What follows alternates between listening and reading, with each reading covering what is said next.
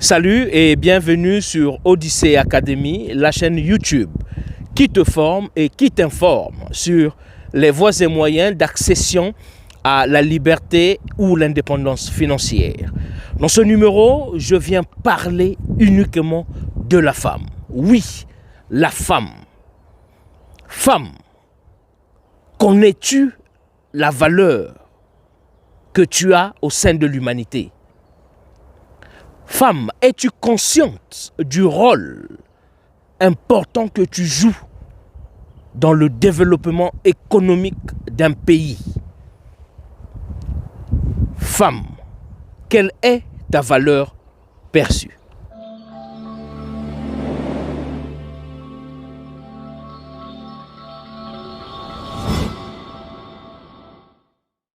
Quand nous parlons de la femme en ce qui concerne les entreprises, en ce qui concerne les business, en ce qui concerne les investissements, automatiquement, ce qui nous vient en tête, nous, hommes ou femmes, c'est les secteurs de services, les secteurs cosmétiques, les secteurs culinaires.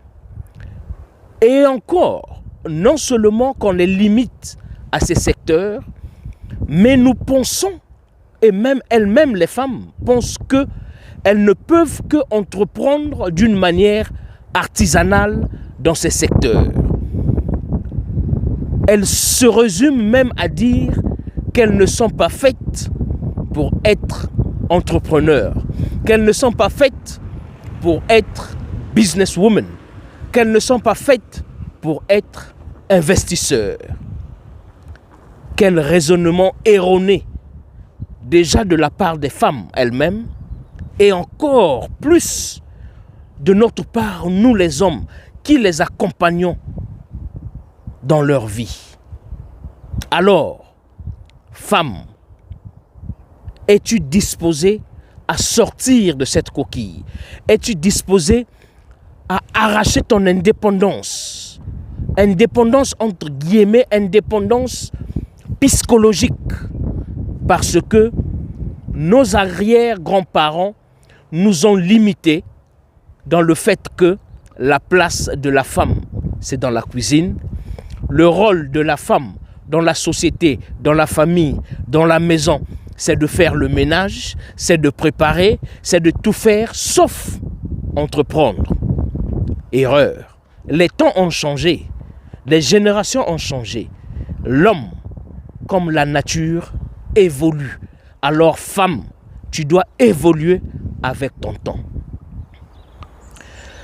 La femme est le seul genre dans l'humanité qui, dès son adolescence, subit déjà une formation par rapport à un métier.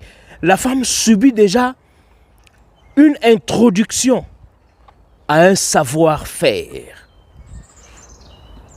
Une femme née en Afrique, grandie en Afrique, si tu atteins 15 ans au moins et que tu ne sois pas capable à pouvoir exercer une tâche culinaire, c'est-à-dire à pouvoir faire la cuisine ou à savoir faire le nettoyage, à savoir repasser, surtout à savoir faire des tresses. Alors, tu es cette exception à la règle. Sinon, femme africaine, là je viens te le rappeler. Et tu te souviens, tu dis, mais oui, c'est vrai. Qu'à un certain âge, tu es déjà capable à faire quelque chose. Maintenant, comment est-ce que tu vas augmenter ta valeur perçue? Femme, je suis convaincu au fin fond de moi que chacune de vous a une compétence personnelle dans les tâches, les activités que vous appliquez au quotidien. Je suis extrêmement sûr que vous êtes capable de faire quelque chose d'une manière professionnelle parmi les choses que vous faites au quotidien. Il faut enlever de vos têtes que la réussite d'une personne en général et d'une femme en particulier, c'est le mariage ou c'est l'école conventionnelle. Non. Femme, il faut savoir que toi seul, tu as atteint 2 écoles dans la vie.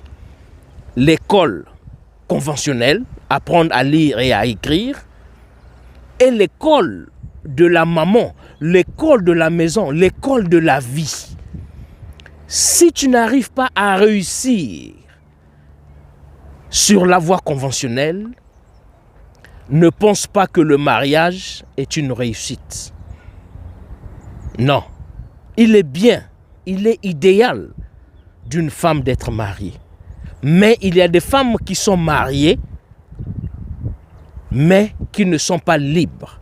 Il y a des femmes mariées qui sont considérées comme étant meubles de la maison.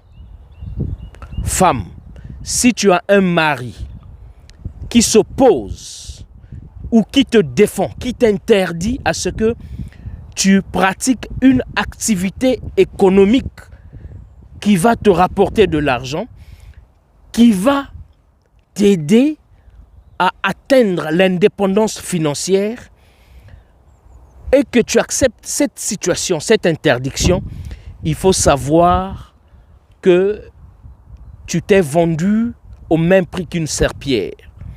Une serpillière, ça sert à faire le ménage, à nettoyer le sol. Et surtout, une serpillière qui a trop servi finit par s'user. Et quand une serpillière est usée, tu sais là où la serpillière finit. La serpillière finit dans la poubelle et le monsieur va acheter une nouvelle serpillière. Une serpillière bien jeune qui va encore servir. Alors femme, une fois de plus, augmente ta valeur perçue.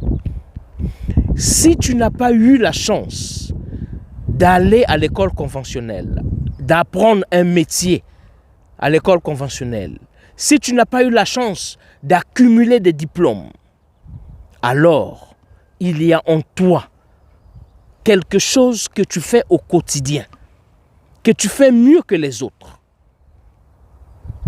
Identifie cette chose, identifie cette pratique, identifie ce métier. Si tu prépares mieux que les autres, applique-toi sur la préparation. Maintenant, dis-toi, dans tout ce que je fais au quotidien, fais une liste de ce que tu fais au quotidien. Identifie. Tu te dis, ok, ça c'est ce que je fais le mieux. Ça c'est ce que les gens disent que je fais très bien. Si ce sont des tresses, si c'est la cuisine, si c'est la pédicure, si c'est le nettoyage, maintenant, ajoute de la valeur à cela. Comment est-ce que tu vas ajouter de la valeur? Crée un échange. Toi, tu donnes ce que tu fais au mieux à ceux qui en ont besoin en échange d'argent. Commence bas et de fil en aiguille, tu vas voir que tu vas évoluer. Madame, tu as une compétence exceptionnelle dans ce que tu viens d'identifier. Alors, il faut savoir qu'il y a des gens autour de toi qui ont besoin de cette expertise. Maintenant, toi, il faut ajouter la valeur perçue. Cette compétence, tu dois l'échanger à un niveau, à un standing élevé avec de l'argent. Je prends un exemple. Si tu fais le nettoyage extrêmement bien, si ta maison est toujours au top, si les gens qui viennent chez toi, les amis de ton mari, tes amis à toi, les amis de tes enfants qui viennent chez toi, te font toujours la remarque que mais ta maison est toujours clean. C'est comme s'il n'y a pas d'enfant. Ta maison est ordonnée et coordonnée. Voici un plan, voici un business qui est là. Toi maintenant, présente-toi. Comment est-ce que tu vas te présenter? Parce que nous, les humains, nous avons la perception erronée, la perception diminuée des femmes de ménage. Toi, tu n'es pas une femme de ménage. Toi, tu es une propriétaire d'entreprise de ménage. Quand tu présentes ces services à quelqu'un qui va te payer, premièrement, ne le fais pas gratuitement. Deuxièmement, ne le fais pas à un prix raisonnable, un prix de famille. Il faut élever le standing de ton service. Et quand tu te présentes au travail, tu es vêtu vraiment à l'extrême de l'entendement de ton client. Tu es vêtu, c'est comme si tu partais à un mariage.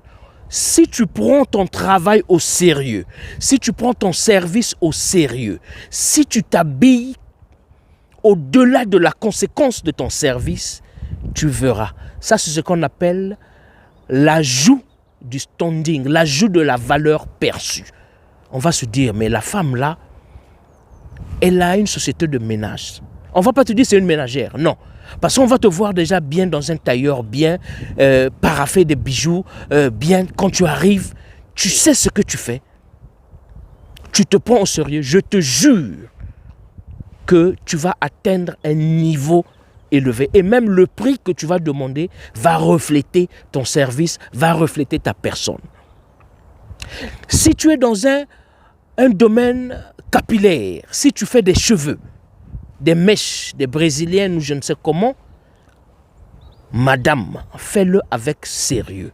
C'est-à-dire, munis-toi des derniers cris des outils. Tu as un sac de coiffure, tu as une valisette de coiffure, tu es très bien, tu as un business card, c'est ça ce qu'on appelle la valeur perçue. Et quand tu fais, tu as des sprays qui sont bien parfumés. Tu as la touche, la dernière touche. Tu as une pommade que tu peux offrir. Une pommade que tu as achetée peut-être à 1 livre, à 1 euro. Mais une pommade qui a des effets extrêmement bons.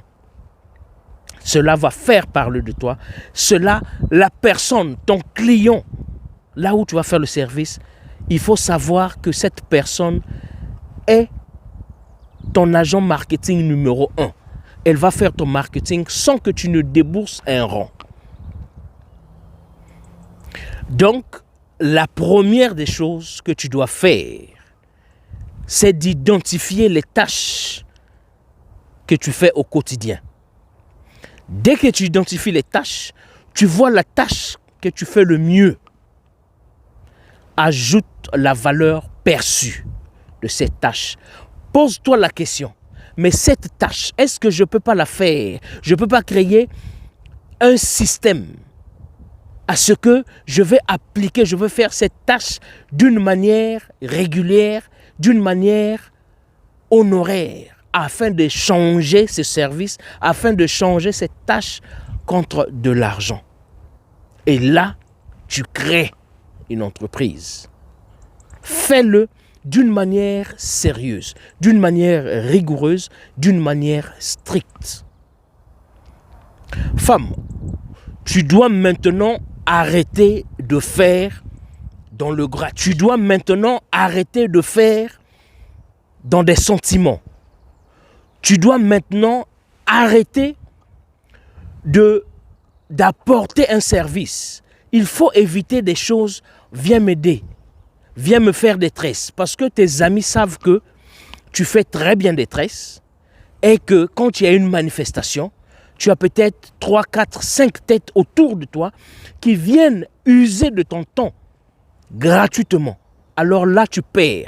Non seulement tu perds en énergie, tu perds en temps, mais tu perds aussi financièrement. C'est fini tout ça là. Impose un système qui va te rapporter de l'argent par rapport à ce que tu vas donner aux autres. Il y a des amis, entre vous, je connais. On dit, ah, c'est un tel qui prépare très bien le poisson salé. C'est un tel qui fait bien le tchep djem. C'est un tel qui prépare bien la sauce djumblé. C'est un tel qui prépare bien le placali. C'est un tel qui fait bien le manioc. On t'appelle, ah ma chérie, ma copa, c'est comment? Ah bon, écoute, moi j'ai une réception ici là. Est-ce que là-bas chez toi, tu peux pas faire tant de manioc et puis tu viens déposer? Et parfois, ce qui est aberrant et erroné, c'est que tu le fais en dépensant ton propre argent. Ma soeur, ma chérie, la charité bien ordonnée commence par soi-même. Si tu veux qu'on te respecte, si tu veux qu'on évalue, si tu veux qu'on ajoute, qu'on donne de la valeur à tout ce que tu fais, à tout ce que tu es, toi-même, il faut savoir à quel prix te vendre. Parce qu'on ne peut pas t'acheter plus cher que ce que tu vaux. C'est-à-dire, c'est toi-même, en anglais on appelle ça the price tag. C'est toi-même qui mets le price tag à ta personne. Quelle est ta valeur perçue? Arrête de faire la charité. Dis à ta copine, ok, je veux faire ça, mais moyennant ceci. Si elle ne veut pas, je te jure que si tu es la seule personne qui peut faire ce que ta copine, ce que tes connaissances te demandent de faire, et que tu refuses de le faire gratuitement, deux choses. La première, elle va te rémunérer, ou bien elle va faire ça quelque part d'autre, mais cette fois-ci, elle va payer là-bas. C'est ça. Et n'aie pas de remords, que cela ne te prive pas de sommeil, que si tu as refusé de faire quelque chose gratuitement et que cette personne est partie payer les services de l'autre côté, que cela ne te brûle nulle part. Que cela ne te brûle nulle part. Parce qu'elle-même, là où elle est partie, elle ne sera pas à 100% satisfaite si c'est toi qui l'avais fait. Donc, en fin de compte, elle va finir dans des regrets. Madame, l'entrepreneuriat, ce n'est pas la tontine. L'entrepreneuriat, ce n'est pas une charité. L'entrepreneuriat, ce n'est pas la famille. L'entrepreneuriat, ce n'est pas des sentiments. L'entrepreneuriat, c'est quoi? L'entrepreneuriat, c'est qu'est-ce que je gagne par rapport à ce que je fais le mieux. C'est tout. La règle entrepreneuriale est là. Tu te poses la question. Ok, moi je pose bien les cils. Ou bien, moi je fais bien des tresses. Je maquille bien. Je fais bien les ongles. Mais qu'est-ce que je gagne en retour quand je fais cela à mes amis? Si tu dis que tu ne gagnes rien, maintenant dis, qu'est-ce que je peux gagner en le faisant? Tu vas voir, évaluer tes services par rapport à l'apport économique. Maintenant, tu décides. Ça, c'est ce que je veux faire pour gagner de l'argent. Femme africaine, née et grandie en Afrique, toi, en temps normal, quand tu viens en Europe, tu n'as plus besoin de formation. Tu n'as plus besoin de formation parce que quand tu viens en Afrique, tu as déjà une connaissance, tu as déjà une expérience aiguë et aiguisée de certains travaux manuels. Tu sais déjà préparer très bien. Tu sais tresser très bien. Tu sais faire le ménage très bien. Tu sais chanter très bien. Bref, tu es né, tu peux déjà survivre en Europe. Mais souvent, par manque de conseils, manque de guide, manque de role model, manque de mentor, qu'est-ce qu'on fait? Parfois même ton partenaire aussi, lui aussi il te prend comme un mouton, deux moutons, vous allez vous tomber dans le trou. Le trou c'est quoi? Toi tu arrives, tu sais déjà faire les maquillages, tu sais faire les tresses, tu sais faire bref tout ce qui est dans le cosmétique. Tu vas encore te former, donc tu reprends encore de zéro pour faire dans le cosmétique et quand tu finis, parfois tu n'as plus de boulot. Tu vas encore chercher de boulot. Tu arrives de l'Afrique, tu viens, déjà en Afrique, tu tenais déjà un restaurant. Un restaurant bien, mais tu arrives en Europe, tu reprends encore, aller faire encore la cuisine. Quand tu finis, tu es là, comme un esclave, dans des restaurants. Non, il faut changer cette mentalité. Cela me cœur, cela m'énerve. Vous n'êtes pas les seules, les femmes. Sur cette ligne, nous sommes tous inclus. Il y a des gens qui sont arrivés en Europe, ayant déjà des licences, ayant déjà des doctorats en droit et en je ne sais quelle matière, mais qui sont repartis encore pour refaire quelque chose d'autre. Et quand ils ont fini cette formation, ils n'ont pas eu de travail. Regarde-moi ce temps perdu, l'argent perdu, l'énergie perdue. Alors que quand toi tu es arrivé, puisque tu sais préparer, ce qu'il fallait faire, c'est d'implémenter cette connaissance, c'est de réactualiser cette connaissance. Tu appliques ce que tu sais faire le mieux, de la manière dont tu le fais, et petit à petit, tu prends une formation privée, personnelle. Il y a des coachs, il y a des formations, il y a des académies. Odyssée Academy peut te former. Odyssée Academy peut te former psychologiquement, mentalement, exceptionnellement. Il y a beaucoup d'académies, il y a beaucoup de formations sur le net. D'où tu n'auras que besoin à appliquer. Et que quand tu prépares, tu commences chez toi, tu prépares, tu te fais connaître, tu livres et tu vas voir, tu vas évoluer financièrement indépendante.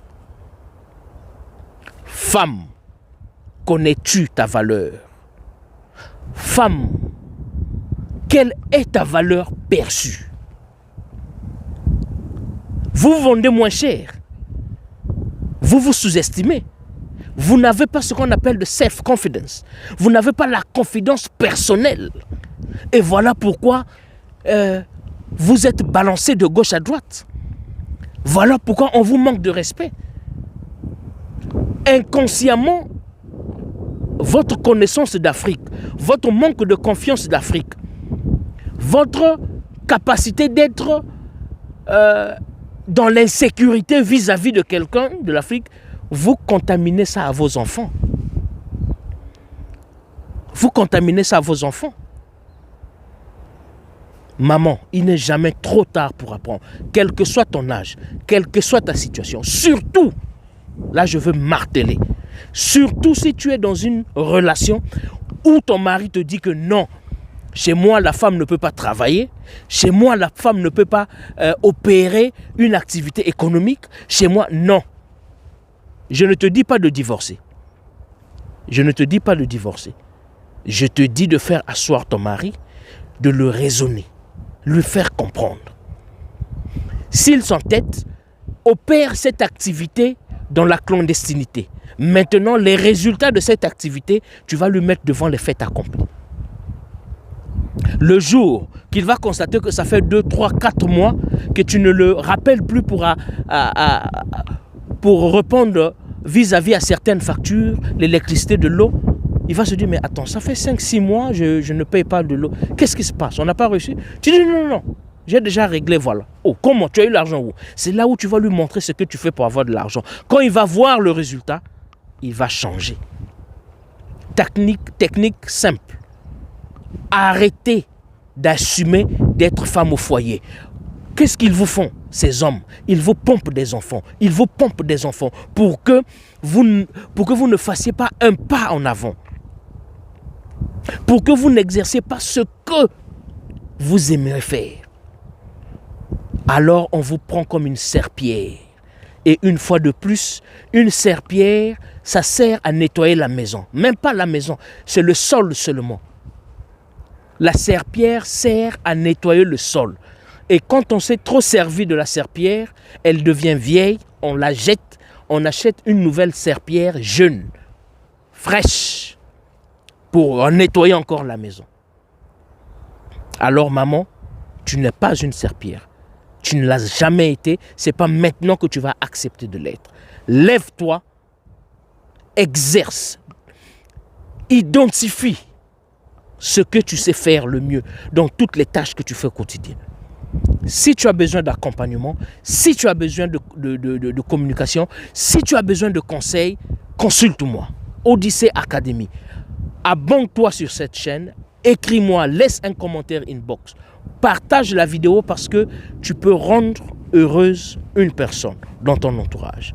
Je suis Mike Boukedi, fondateur de Odyssée Groupe Investissement. Contacte-moi, consulte-moi. Nous avons des formations, nous avons des accompagnements, nous avons des conseillers, des consultants qui vont t'aider à tirer ton épingle du jeu. D'ici là, portez-vous bien. Nous vous aimons.